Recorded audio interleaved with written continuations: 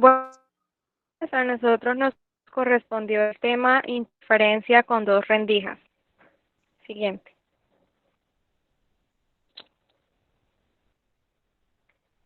El experimento de la doble rendija o experimento de Young se realizó en el año 1801 por Thomas Young en su intento por discernir la naturaleza corpuscular u ondulatoria de la luz. Con este experimento, Young comprobó un patrón de interferencias en la luz, el cual provenía de una fuente lejana al momento de difractarse en el paso por dos rendijas. Este resultado contribuyó a la teoría de la naturaleza ondulatoria. El experimento también puede realizarse con electrones, protones o neutrones, produciendo patrones de interferencia similares a los obtenidos cuando se realiza con luz. Siguiente.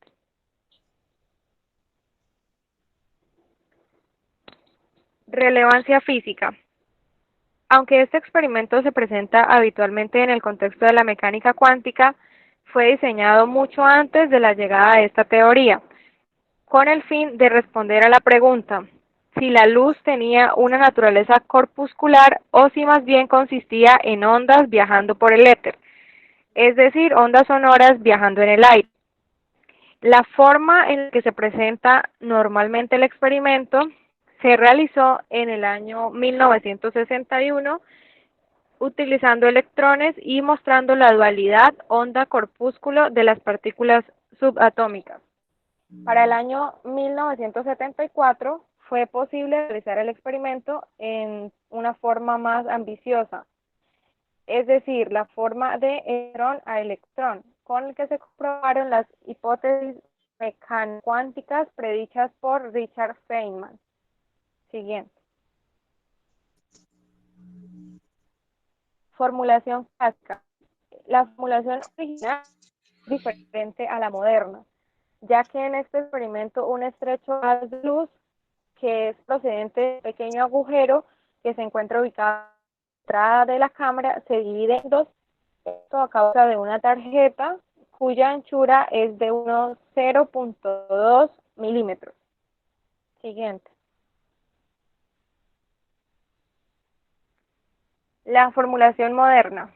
Esta formulación nos permite mostrar la naturaleza ondulatoria de la luz, pero a su vez también la dualidad onda-corpúsculo de la materia, a través de una cámara oscura que deja entrar un haz de luz por una rendija estrecha hasta que la luz llega a una pared intermedia con dos rendijas. Del otro lado de esta pared hay una pantalla de proyección o también puede haber una placa fotográfica, la cual permite observar con mayor detenimiento lo que ocurre en este experimento. Siguiente.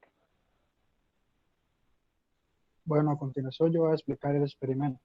Entonces, para el experimento consta de tres fases. Uno que es con un lanzador de canicas, otro que es con un lanzador de ondas y el otro que es a nivel cuántico, lanzando partículas muy pequeñas.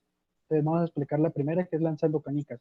Entonces, primero, como vemos en la primera imagen, se tiene la pared con una sola rendija. Se lanzan las canicas y se tiene un patrón, el patrón esperado, normalmente como el que está en la pantalla. Y en el segundo que tenemos dos rendijas, lo mismo, un patrón que se espera normalmente en la pantalla. Entonces, como ha explicado lo de las ondas, entonces estos dos que están acá representan las, las partes donde pasan, entonces las ondas pasan por acá, y acá vemos que donde más chocan es en el centro de la pantalla, donde se juntan, y por eso es que queda más marcado el centro de la pantalla. En esta imagen que vemos acá, vemos lo que explico, las ondas pasan por acá, se juntan más que todos en el centro de la pantalla y a medida que van, van hacia los lados, pues va disminuyendo más la intensidad que deja el patrón. Entonces, voy a explicar ahora la doble rendija yéndonos a lo cuántico. Entonces, teniendo una sola rendija, empezamos a lanzarlo las partículas y vemos que forman normalmente el patrón que se esperaría. Pero entonces lo raro viene cuando se agregan las dobles rendijas, que lo esperado sería lo que vimos con las canicas, con las dos rendijas. Pero lo que en realidad vemos es que cuando se agregan las dos rendijas, hacen el mismo patrón que forman las ondas. Entonces, ¿por qué pasa? Esto desconcertó mucho a los científicos, así que decidieron poner un observador para ver qué era lo que pasaba. Entonces sacamos una representación de eso. Pero al momento de poner el observador, casi como si las partículas estuvieran conscientes de que las estuvieran observando, se formó este patrón, que es el mismo patrón que observamos con las canicas con la doble rendija.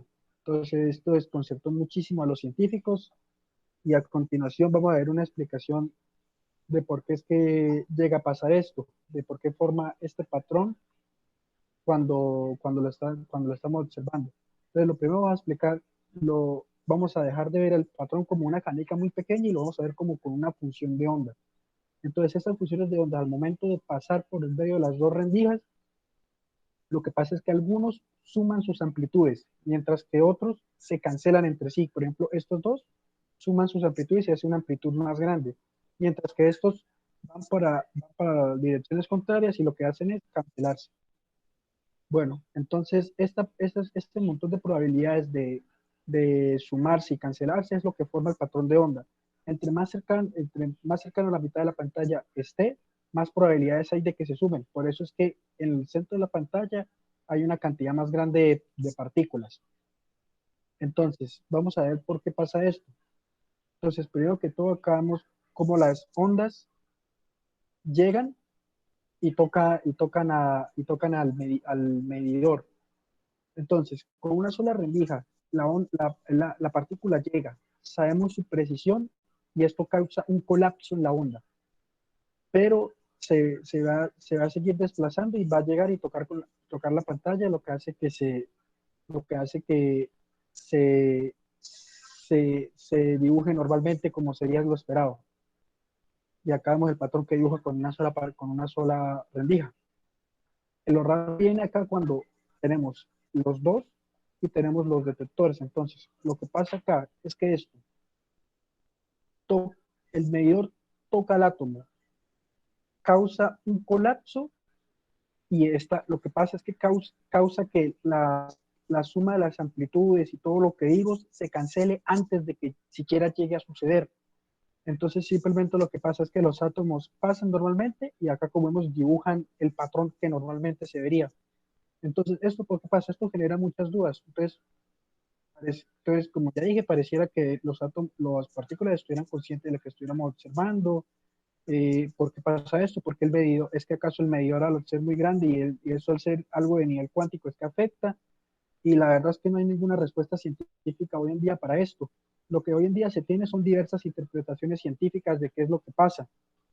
Este tema de las interpretaciones científicas es bastante grande y pues las interpretaciones científicas se van haciendo debido a los resultados de los experimentos, entonces algunas se van descartando, otras se van afirmando y así mediante los años, pero hoy en día solo tenemos ciertas interpretaciones de por qué pasa esto cuando ponemos un medidor o un observador a ver el experimento. Bueno, eso sería todo la explicación. Muchísimas gracias.